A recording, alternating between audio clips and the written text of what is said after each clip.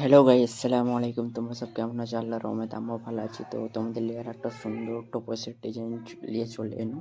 4 গ্রামের টোপস, সাইডে সিরেপ ডাইয়ের কাজ আছে দেখতে পাচ্ছ।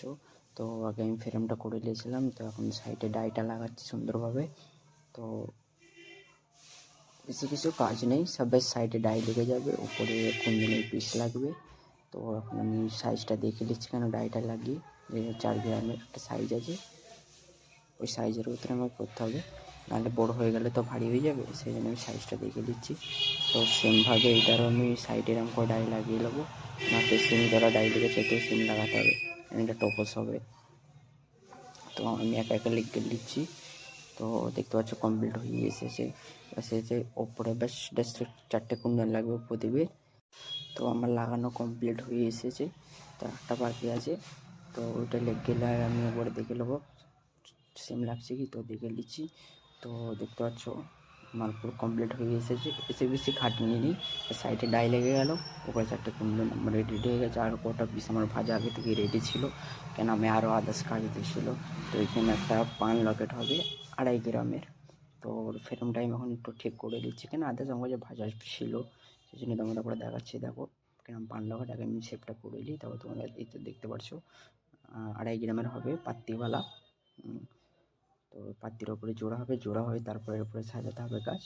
তো আমি এবার পিসগুলো বসে সব দেখে নিচ্ছি সব ঠিকঠাক আছে কি, কেন জোড়ার আগে দেখে নিতে হবে, কেন জোড়া হয়ে গেলে তখন ঠিক করা যাবে না। তো এটা এখানে একটা 5 গ্রামের আংটি নিয়ে চলে এলাম, এটা একটা 5 গ্রামের আংটি হবে। তো সব খাটনি বেশি কিছু নেই, সব ডায়েরি হবে।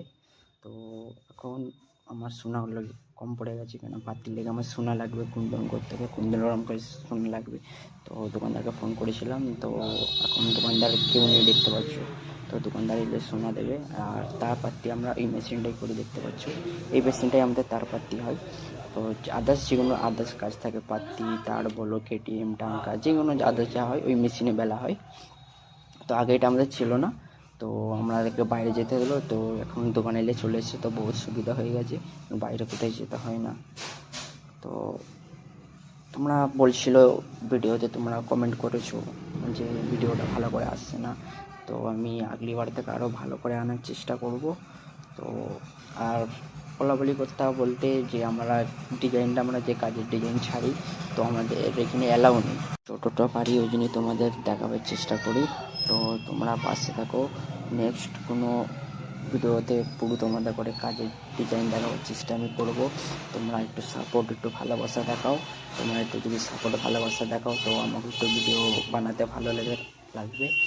আর যদি ভিডিওতে কিছু ভুল, কিছু গলত হয়ে থাকে তো অবশ্যই আমি কমেন্টে জানাবে, ওটাকে আমি শোধরাবার চেষ্টা করব।